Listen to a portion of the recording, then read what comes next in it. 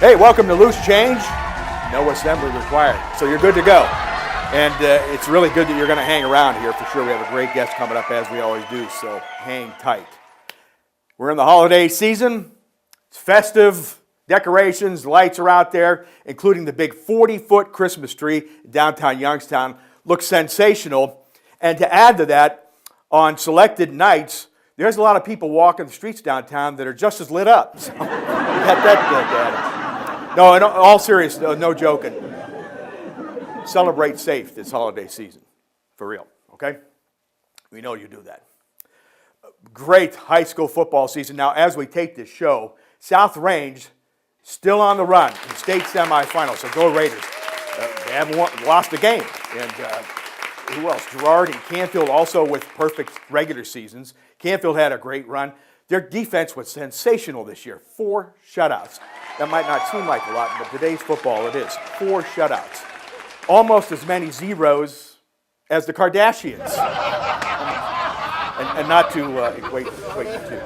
Hey, up in Cleveland, pro football still doing very well. That's right. Both St. Ignatius, St. Edwards had great seasons. Ooh, can't say that about the Browns. The Browns, what can you say? It's so bad for the Browns now. They're going to change kickoff times at home to calling hours from 1 to 4. So you can go check that out. It's bad. What else, Greg? Did you hear about those 3 UCLA basketball players recently over in China? And they get busted for shoplifting sunglasses. Okay? Got in big trouble. Think about that, you know? You're in another country, kind of on vacation. You're going to play in this holiday tournament, and you get busted at the Great Walmart of China. Speaking of Walmart, big holiday shopping season, retail for them, of course, and to make it a better customer experience, they changed things a little bit in the store. For instance, they have one line where people can go through and just swipe their card, and another line where people can go through and swipe their merchandise. Hey, hang around. Chad Krispinsky joins us next, right here on Loose Change. Hang tight, really. Still trying to decide between EXP and satellite? Let's take a look at the facts. Only EXP from Armstrong offers award-winning local customer support and free service calls with no contracts and no early termination fees. EXP also includes Zoom Internet, the area's fastest, plus an intuitive user interface powered by TiVo for the ultimate TV experience. As you can see, when it comes to EXP versus satellite, there's just no comparison. EXP from Armstrong, this changes everything.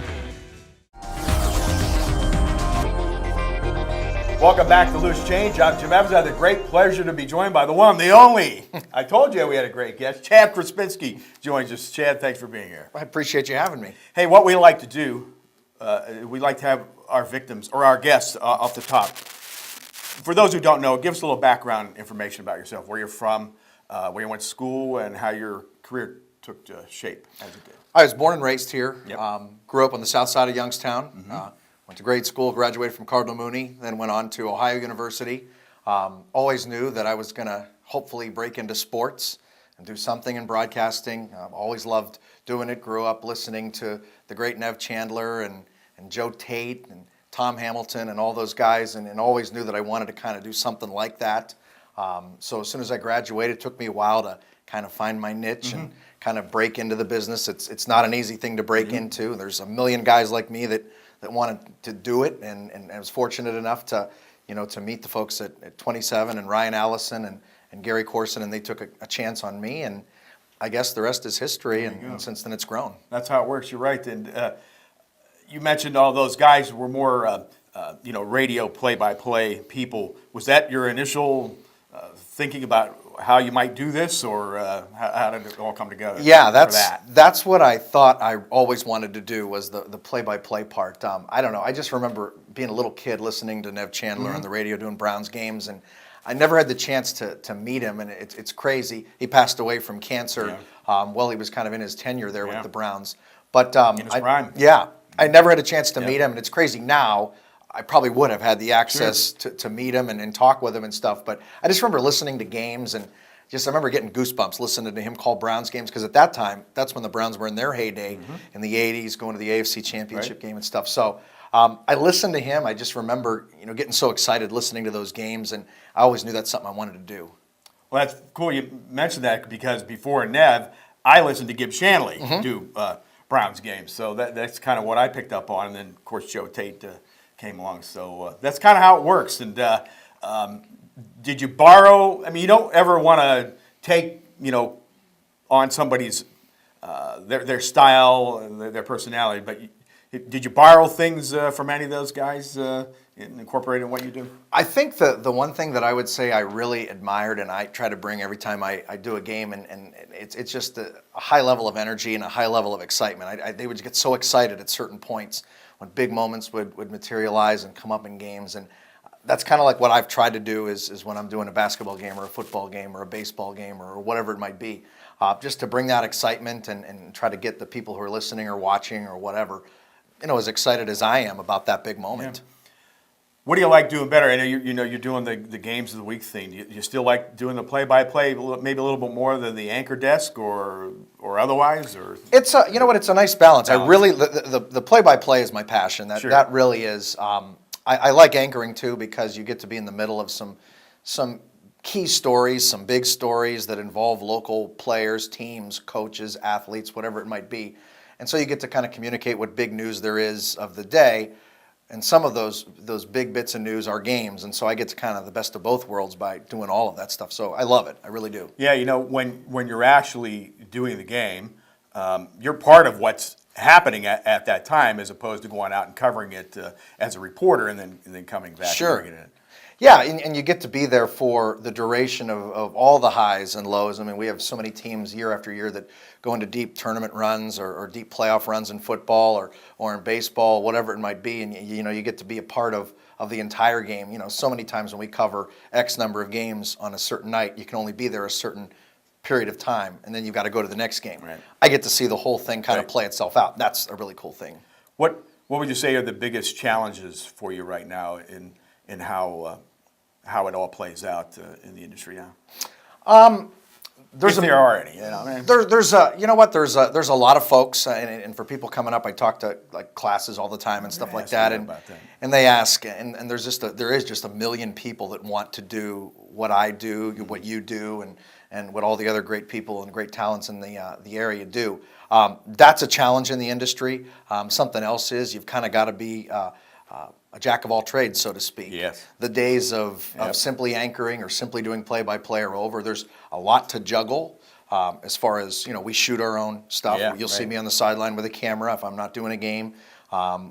Big into the internet and posting things on our website and breaking stories that way and gathering all the news and doing all that kind of stuff. So you got to be a jack of all trades, and that's one of the challenges.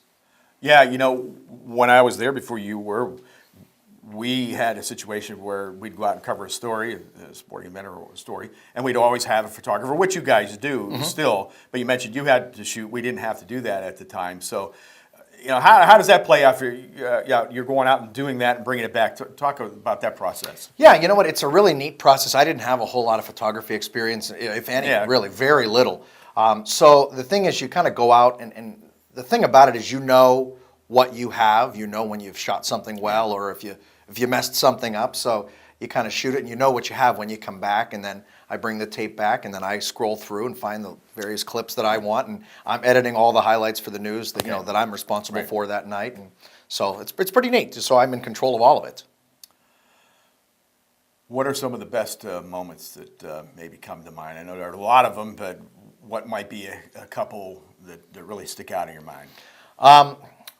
Easily the biggest moment, the moment I'll never forget from my career, and it really had nothing to do with me. It was just I was there for it by virtue of doing this job, was Game 7 of the World Series, Indians and Cubs, and Rajai Davis hit that home run.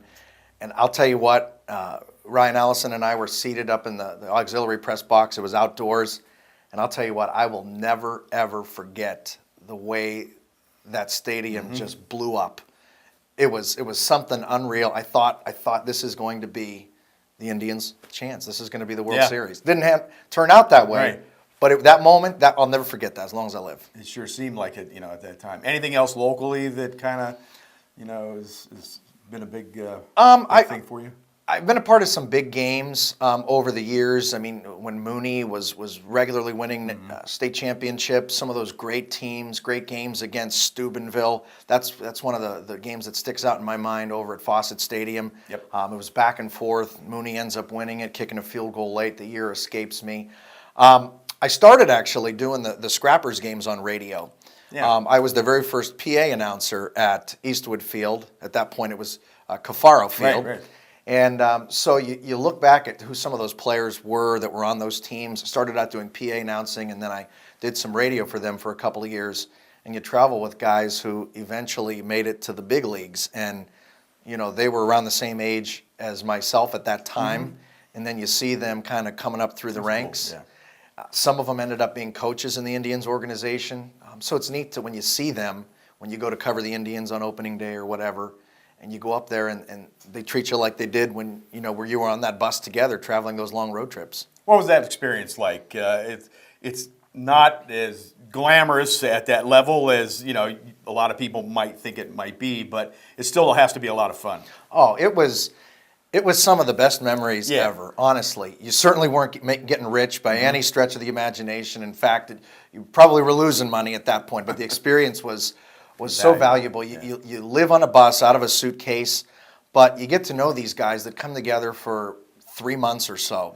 They didn't know each other from Adam. I didn't know them, and they treated me, as if I was one of the players. And you see them kind of grow together, and those long bus rides, you really develop strong, close friendships with a lot of those guys, and then to see them have that success, that's really neat. I mean, you're in these small cities. I mean, we have our stadium, our facility over in Niles is fantastic, and this area is fantastic, but some of the places you go are the other end of the spectrum.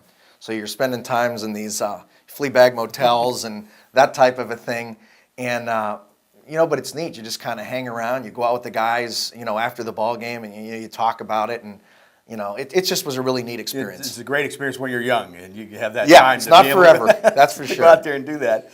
But how did you like doing baseball? Play-by-play. That is actually my favorite. Is it really? Baseball is Oh, wow. actually my favorite. Yeah, that's how I started. I started doing college baseball at Ohio University, where I graduated from. I did a lot of that. I traveled quite a bit in my final 3 years of college. And I always thought I'd be involved in baseball in some way, shape, or form. And then the Scrappers opportunity materialized. So that was pretty neat. But baseball's a whole different thing. I don't have a color analyst. I did it all by myself. So that's where you have to capture the whole essence of telling stories and finding out little tidbits about them and their personalities and their backgrounds and where they came from. And that's what I tried to get across to people. Well, Ohio University known for its broadcasting schools. And what was that experience like for you? Best 4 years of my life, easily. A lot of people say high school, best 4 years. I had a great high school experience at Mooney. OU was easily the best 4 years. I met the best people. I worked with some of the most amazing professors and advisors, people who I'm still in touch with to this day. I had a great group that I was with. A lot of them are in major markets across the country, in Los Angeles and New York, and doing some big things in television news. I can't say enough about Ohio University. I think my college time, that was the best 9 years of my life. And that was just my sophomore year. So. But did you get a chance to do, what was it, more radio, play-by-play and announcing type of stuff, or TV, or was it a balance of the two? I did a mixture of both. Mostly I did a lot of baseball. I did a little bit of anchoring news and sports, but mostly it was baseball. And then kind of when it confirmed to me that this is what I wanted to do. Basketball's big at the Convocation Center down there, and it was a big MAC matchup at the time. It was OU and Toledo in men's basketball, and we were going to televise it live. And when we did it, it was a packed house, and I was the sideline guy. And I can remember vividly standing on the sideline, and the officials were waiting to tip the ball off, and my first sideline hit. And every bit of those 10 or 12,000 people, his eyes focused right on me. I'm right on the floor there, and I thought I better not screw this up, because they're waiting on me. Yep. And of course the crowd's rowdy, the band is playing, and I remember I did that first hit, and luckily I didn't screw it up. And I thought, after I did that, yep, this is what I want to do. Yeah, that's cool.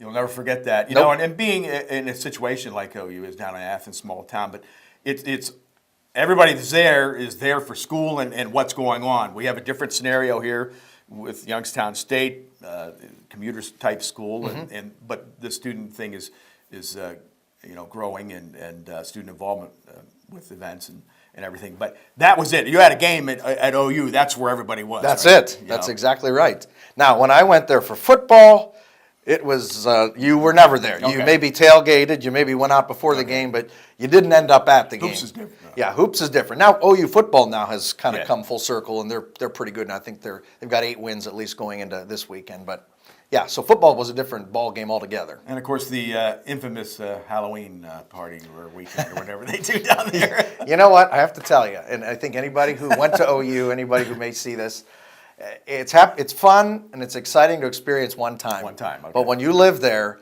and all those thousands of people invade Athens, Ohio, and you can't get into a restaurant and you can't get into any establishment and you can't get into any store because it's so packed throughout the course of that 2 or 3 days, you think, all right, I just want this weekend over with. It's fun to see one time, but that's it. So there's a lot of tourists that come then. Yes. We call it experience. Amateur weekend. There you go. Yeah. Exactly. We're going to take a quick break, and we'll be back with more with Chad Krispinsky right after we do this here on Loose Change. Armstrong Local Programming features our community like no one else. Meet your friends and neighbors at special events. Find the perfect pet. Celebrate our region's rich history or enjoy our natural wonders. Armstrong Local Programming is available online, on demand, and on your local Armstrong channel. Find the complete program schedule at ArmstrongOneWire.com. Local programming, exclusively from Armstrong. One Wire, infinite possibilities.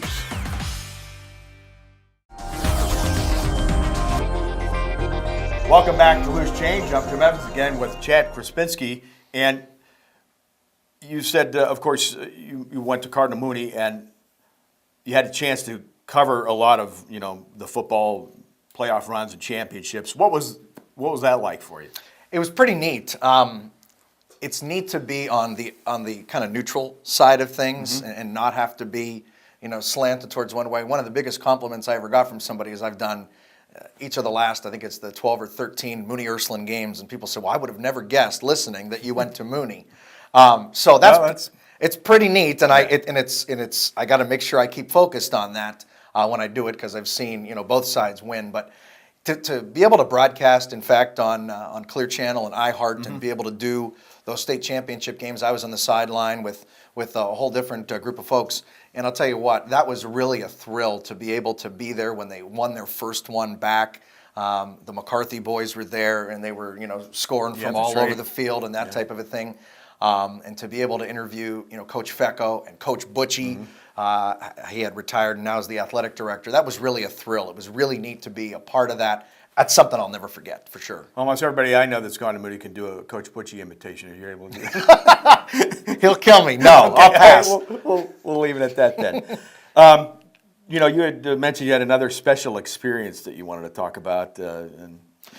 Pretty neat. Touch on that. My dad, a long time, of course, I went to Mooney. He was the Cardinal Mooney soccer coach for a long, long time, and I had the pleasure and privilege that not a lot of people get when he led his team to a state championship down in Columbus at Crew Stadium. And so he wins the state championship, and here I come with a television mic in his face and interviewing him. And that's something that not a lot of folks get a chance to do. And so that's something I'll treasure. And there's a picture that someone sent that I have at home, or we have it at home. And it's me interviewing him on the field after the game. And it was neat that somebody had the foresight to snap that photo. That was when I was just starting out. So to be able to see the pride, that he brought, and it was pride from winning and then pride from me interviewing him type of a thing, was really neat. And that's something that, I wish everybody had the chance to experience. We're a pretty unique situation here. I've talked about this a lot, and as you well know, we have such a strong sports tradition and things going on here in this area, but we're right in the middle of 2 major market cities. And there can't be many other places, if at all, in the country with our situation. We have doing this, our coverage in this area, but then we can go to Cleveland, we can go to Pittsburgh. What a unique thing that is. It is. We get the best of both worlds, and two of the most, it's not just two franchises and two sports cities, but it's like two of the most rabid sports fan bases anywhere. It's not like this everywhere. I mean, as you know, you go other places. I've had the privilege of traveling other places. People know Youngstown, Ohio. Absolutely. You For can't, good, better, or worse. Hey, it is. You're That's right. But you can't turn on a major college football game on any of the networks through the course of a weekend, and you're going to hear at least one or two references to Youngstown, Ohio, whether it be a student athlete or whether it be a coach or whether it be a former coach or somebody that made their mark at that place. And that always brings about a sense of pride, because you go somewhere and they say, "Where are you from?"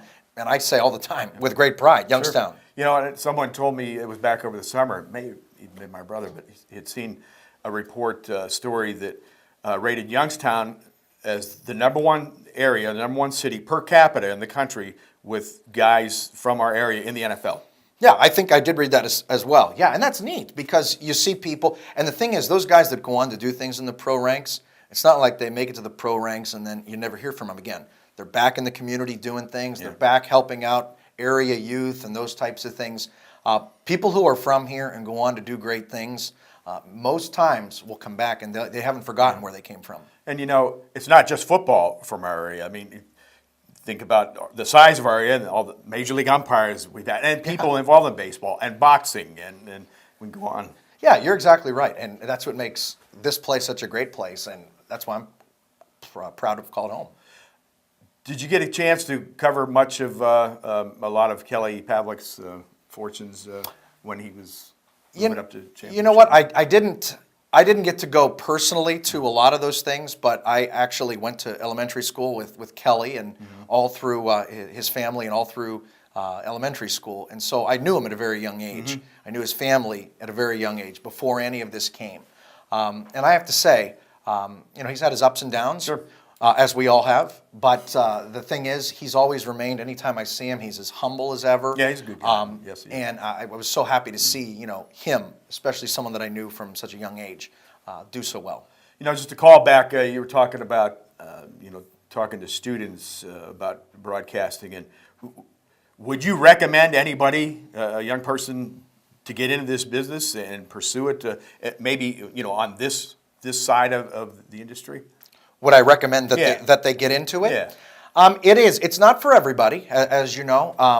It's a lot of crazy hours. Yep. It's a lot of crazy commitment. It's a lot of work, especially now with all the extra things that you have to do. But I would recommend, because if you've got the wherewithal inside you, the drive to be successful, like you did, you know, growing up, like I did growing up, and you say, you know, this is something I really, really want to do, then you absolutely should throw your hat in the ring and get as much experience as you can.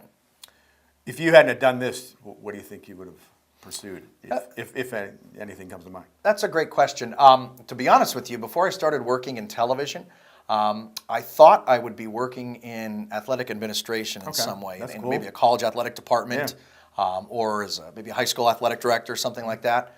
So that's what I would imagine, or probably teaching, which I get to do a little bit now anyway. I want to ask you, or I was going to touch on that. Of course, you have the chance to teach communication courses down at Youngstown State. Talk about that. Yeah, that's really neat. It all happened all at once. I got hired at 27, and then I got hired to teach part-time at YSU. That's been such a neat experience. Yeah, it is. It's a cross-section of all different majors, so it's not just communication students, but you know, you have people in biology and nursing and engineering and anything you can think of. And they all kind of come into one class, and everybody has to take it. And everybody kind of learns and grows together. And the bottom line is it's a speech class, so you've got to get up in front. Yeah. So the biggest thrill for me is seeing students who have a hard time getting up in front of people. I mean, you and I don't have a problem getting up and talking in front of people. You don't either. But some people, it's the biggest fear in the world. But to see someone grow through the course of the 15 weeks, to kind of be able to get up and feel confident and do a good job and feel that sense of pride afterwards, that's what really makes me happy. Are you still learning? Is there still a learning curve for you no with doubt. that? Yeah. There's no doubt. Things pop up, especially with, you know, as technology comes up and the nature of students has changed over the course of years. Even in the 13 or 14 years that I've been there, you see, you know, differences in personalities and priorities in students and what's important and what's not important and motivations, you know, whether it's a lack of or you know, a strong motivation. And so, yeah, things have changed, and I'm learning every day. the school has changed. It's really moved forward, hasn't it? Boy, it has. President Tressel has come in, and you go down there, and people who haven't Really been cool, here, yeah. if people haven't been here in 8 or 10 years, Yeah. boy, you look like, wait a minute, this doesn't even look like the same place. Can't say enough about what he has done, and that campus has really grown, and it's not stopping. It's going to continue to grow. You look at all the construction going on now. That's exciting for downtown. Yeah, there were people who thought, well, was that the right thing to do? And as President Tressel, Coach Tressel, he knows how to delegate responsibility and put himself in the right position. He's done that. He has, and the thing is, I feel like anywhere I go, he is there in terms of anywhere through the community. He's in schools throughout the state of Ohio. He's across the country. But he has not rested on his laurels. He's not, hey, I'm President Tressel, I'm going to get this done, and I'm going to sit in an office. He's out and about. He's recruiting students. Enrollment has increased. That's really neat. I mean, he's out there. He's mixing and mingling with the people on campus. You see him walking across campus like nothing. I'm sure it gets old when people want to take selfies with him, but he does it with a smile every single time. What are your thoughts on the football team this year? Tough year. Injuries. All teams go through them. It's one of those years, and I think expectations were so high going in, and you'd have to have thought, if you really logically looked at it on paper, you lose 2 guys to the NFL, a couple of other guys are on practice squads from last year's starting lineup, so you knew you'd probably take a little bit of a step back, but when you lose those guys, and then you lose some of the frontline guys to injury that you have, Can't happen, your chances of succeeding are not good. That being said, one of those close calls that you had at the very tail end, you win one of those games, you might be playing this weekend on Thanksgiving weekend. So, I don't know. We'll see what happens. Well, the program's still in a good place. Oh, no doubt. It's back on the map. Let's put it that way. Basketball, everyone's getting geared up and excited about that. Want to see the women rebound and be healthy this year. And, of course, new coach Calhoun with the men. That's exciting to look forward to. Yeah, what a breath of fresh air he has brought to the program. He's out and about in the community. He's trying to get people excited. He's talking about, just the last couple days, he's talking about getting that disease of losing out of the program and out of this area in terms of basketball. It's not going to be an overnight thing. It's going to take a while. It's going to take a while for him to get his guys in there. Of course, they started a little bit slow, a couple of blowout losses to Kent State and Canisius. I think he'll get the job done. For the women's program, on the other hand, all they need to do is stay healthy. We had a pretty good run with our high school football this season. 18 was the high watermark, I believe, in terms of our postseason participation. Tough first week, but what were your overall thoughts? Of course, as we tape this show, South Range still on the move in it. So I think the teams that were really good, the teams that didn't just kind of squeak into the playoffs, were bona fide playoff teams. And you look at kind of how the quality of football here is just amazing. It was all good. It's all good. And South Range, and win, lose, or draw, whatever is going to happen, and we hope that they're going to the state championship game. We hope they win it all. I saw them all the way back in week 1, the most complete team in the area, along with Canfield. I'm not saying anything that no one else has said. And Coach Yeagley does it the right way. An awesome guy, an awesome team. Absolutely. Well, unfortunately, we're out of time, but great to see you, and thanks so much for coming in. Thank you for having me. We'll see you again soon, and best of luck in everything that's going on. We appreciate it. Thank you. All right. Thanks, Chad. Chad Krispinsky. And we'll be back to wrap it up on Loose Change. Stick around. The history, the sports, the stories, the events. Armstrong Local Programming puts the focus on our community. Watch to learn about new events or discover the rich history of our area. You can find local programming on your local programming channel and on demand. Want even more? Subscribe to the Armstrong One Wire channel on YouTube. It's our town all the time with Armstrong Local Programming. One Wire, infinite possibilities.